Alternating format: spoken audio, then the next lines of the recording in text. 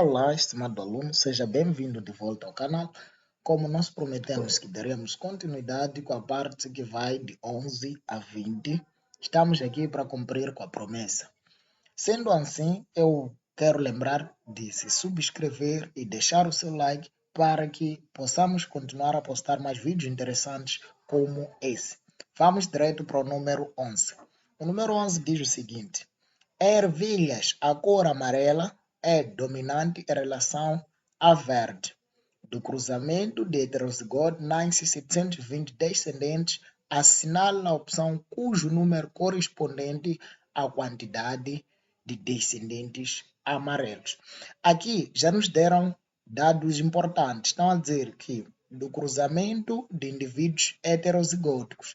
Ok, estamos a falar desses indivíduos heterozigóticos e dizem que a cor amarela é dominante, então vamos escrever aqui nos dados: dominante é a cor amarela e a recessiva é a cor verde. Ok, a geração parental é de dois indivíduos heterozigóticos, ou seja, é o cruzamento de dois indivíduos heterozigóticos e o nosso genótipo seria esse. Teríamos que colocar um V grande e um V pequeno. Por quê? O V grande e o V pequeno significa que são heterozigotos. Heterozigotos são aqueles que apresentam duas características distintas, ou seja, dois alelos diferentes. Dois alelos diferentes. Teremos que lembrar, mas a seguir vamos deixar uma aula acerca disso, acerca do cruzamento mendeliano e das leis de Mendel. Continuando com o exercício, aqui temos este indivíduo heterozigótico e este indivíduo heterozigótico que é cruzado para podermos ter a geração filial, ou seja, os descendentes. É por isso que nós já colocamos aqui F1. A pergunta seria: por que nós usamos o V e não usamos o A, ou não usamos o D, ou não usamos o C? Nós usamos o V aqui como inicial de verde. Quando não te dão no exercício a letra que deve usar, você deve usar o quê?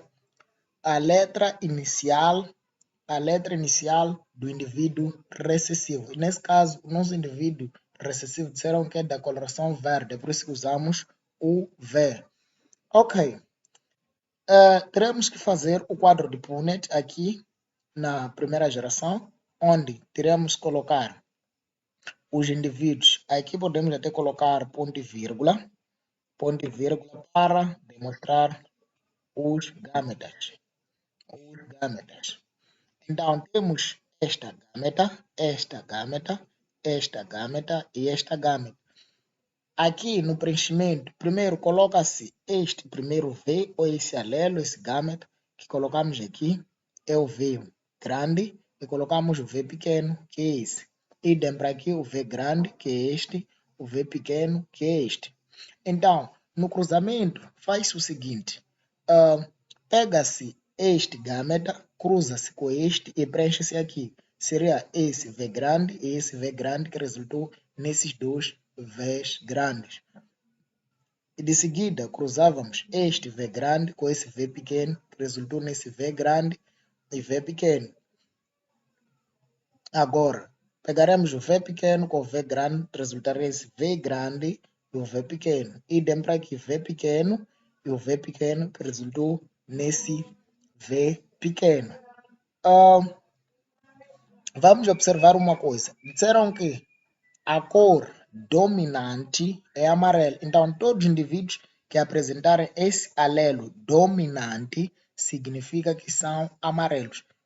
Temos aqui este alelo dominante, este alelo dominante e este alelo dominante. Então, esses três indivíduos aqui são de cor amarela. Por isso que eu coloquei aqui para poder facilitar a distinção das cores. E esse indivíduo que apresenta esse duplo recessivo, ou seja, os V's pequenos, é um indivíduo de coloração verde. No exercício, querem saber da quantidade de descendentes amarelos. Então, nós teremos que fazer o quê? Levantar as proporções genotípicas. Estamos a dizer o quê? Estamos a dizer que são 3 indivíduos amarelos, que é esse 3 aqui, que seria 3, esses 3, 1, 2, 3, 3 sobre os 4 indivíduos, que é o total dos indivíduos da descendência que temos aqui. Seria 3 sobre 4. Isso aí resulta em 0,75 e 0,75 vezes 100% totaliza 75% de indivíduos de coloração amarela. Então, será 75% de ervilhas amarelas. Esse indivíduo, que é este 1 sobre os 4, apresenta a coloração verde. Mas estão a dizer que não tiveram apenas essa descendência de 4 indivíduos, nasceram 720 descendentes. Então, teremos que pegar a proporção que tivemos de amarelo, que é 75% de indivíduos amarelos, e multiplicar com o total da descendência dada. Seria 720 de todos os descendentes vezes 75%, que corresponde à quantidade de indivíduos de coloração amarela que são obtidos no cruzamento de 2 heterozigóticos. Então, seria 720 vezes 75%, que resultaria ou resulta em 540. E a opção correta seria a opção B. Continuando com o número 12, diz o seguinte: na genealogia abaixo, os indivíduos assinalados com preto apresentam uma anomalia determinada por um gene dominante. Atenção! O que você deve prestar atenção sempre é no dado que te fornece. Diz aqui um gene dominante. Significa que o indivíduo afetado é aquele que apresenta gene dominante. Então, esses não afetados são recessivos. Ok, nós sabemos que o dominante existe em 2 possibilidades. Estamos a falar dessas possibilidades. Ele pode ser dominante homozigótico e pode ser dominante heterozigótico. Então, como é que nós vamos descobrir qual é o indivíduo que precisamos, ou seja, qual é o indivíduo que gerou essa descendência de 2 filhos afetados e 2 filhos não afetados? Teremos que pegar este e cruzar com este. Nessa situação de um duplo dominante homozigótico, teremos uma descendência toda afetada, porque todos os filhos apresentariam este alelo, ou este gene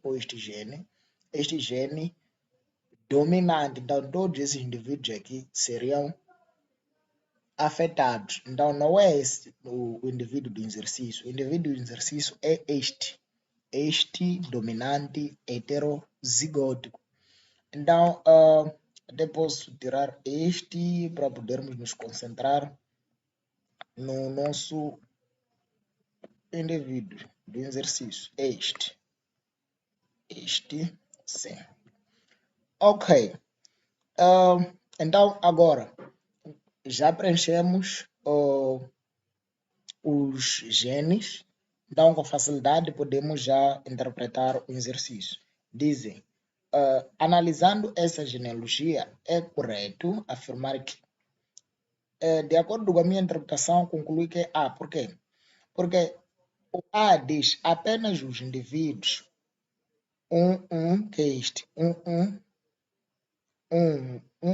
que é este, 2, que é este, 2, 5, que é este, são heterozigóticos. Podemos observar este heterozigótico, este heterozigótico e este heterozigótico. Porque já dissemos o que é lá no exercício que a anomalia é determinada por um gene dominante. É lógico que todos que apresentam a anomalia teriam que ter um gene dominante, mas nesse caso são heterozigóticos porque a mãe era recessiva, por isso que ela é normal ou é uma não afetada.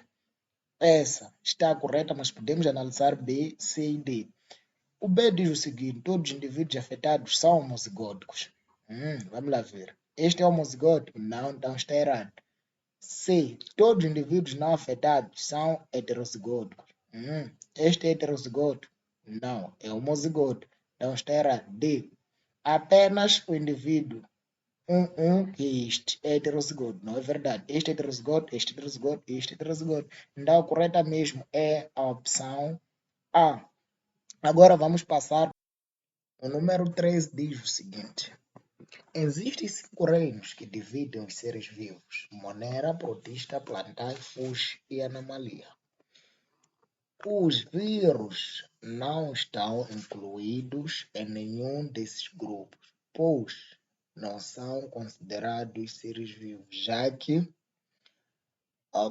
opção A, são extremamente pequenos. Lógico, é incorreta essa, porque não é correta essa. Por quê? Porque além dos vírus, as bactérias, por exemplo, são extremamente pequenas, mas estão incluídas em um reino. Existem outros micro-organismos que fazem parte dos reinos, mas são pequenos. E no B dizem, nunca foram estudados de laboratório. Não é verdade. Por exemplo, o vírus de HIV, o coronavírus estão sendo estudados em laboratórios. Tem o tempo de vida muito curto. E não. A correta aqui seria a C, porque são consideradas apenas partículas infecciosas, porque elas não têm um metabolismo próprio, ou seja, não conseguem sobreviver sem estarem dentro do hospedeiro, apenas são consideradas partículas infecciosas, não como seres vivos para poderem ser incluídos em um reino. A opção correta é C. Número 14. Considerando as características gerais do elemento representado na figura ao lado, é correto afirmar que estamos a falar desse elemento aqui. Primeiro, vamos identificar ele. É um fungo, certo? Qual é esse fungo aqui?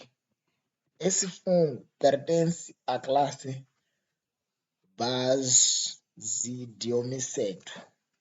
Pertence à classe Basidiomyceto. Por quê? Podemos observar essa estrutura aqui, que parece chapéu, costumam chamar de chapéu. Essa é a estrutura de frutificação, essa estrutura onde se encontra, é nessa estrutura onde se encontram os órgãos reprodutivos. Os órgãos reprodutivos.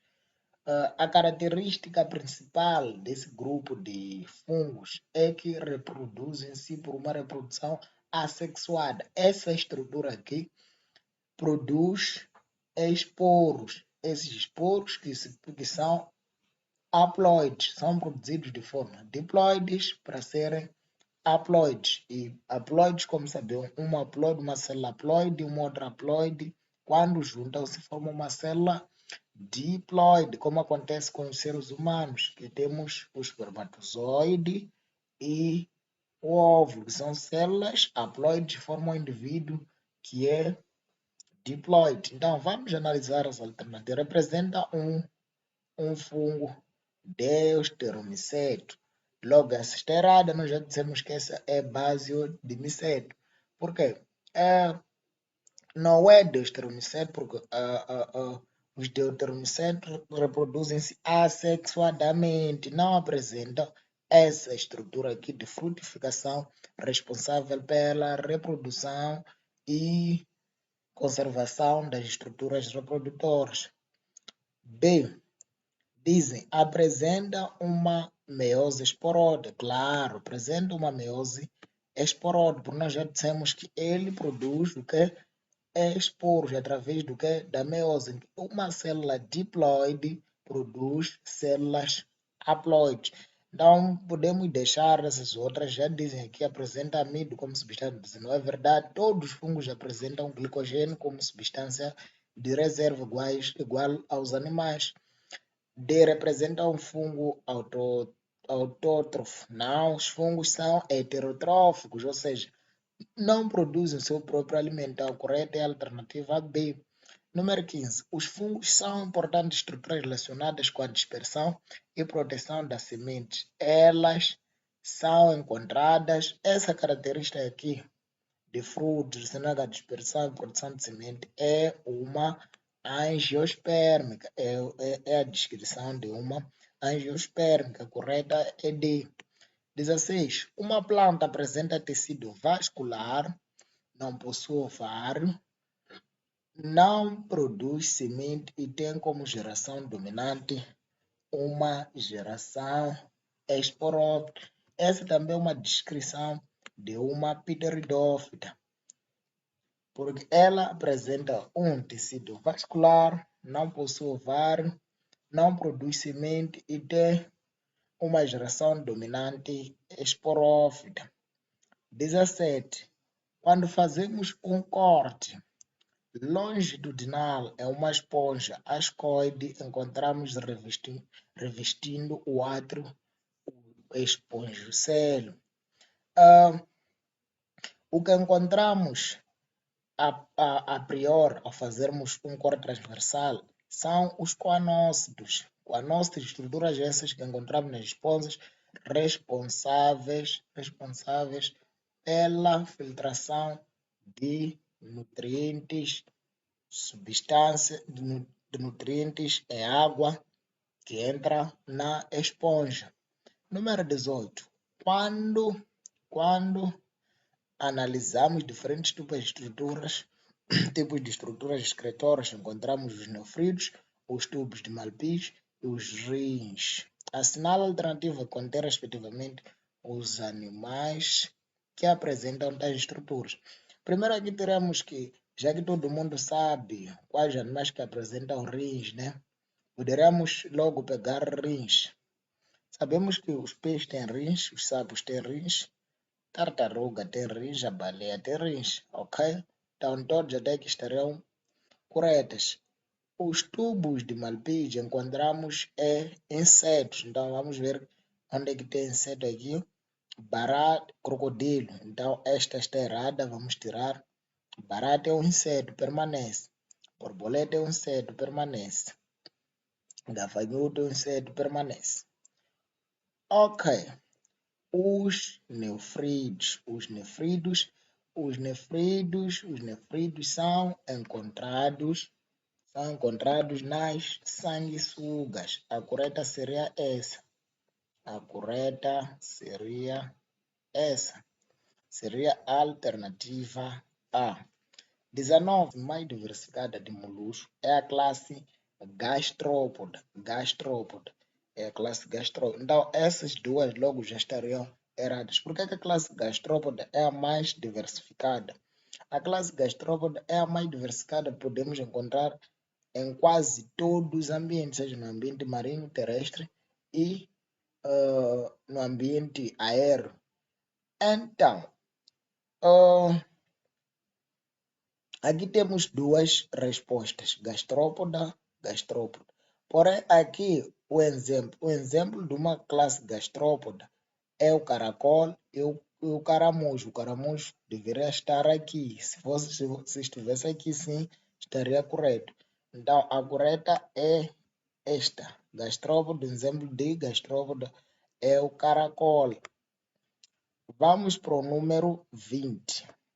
As minhocas são anelídeos, características bem conhecidas, com a segmentação bem desenvolvida. Esses animais não possuem brânquias, são hermafroditas e possuem pouca quantidade de cerdas. Assim, as minhocas podem ser classificadas como, de acordo com essas características que foram bem dadas, a classe que apresenta uma segmentação bem desenvolvida e que apresenta dois sexos, ou seja, é hermafrodita e apresenta pouca quantidade de cerdas, é a classe das oligoquetas.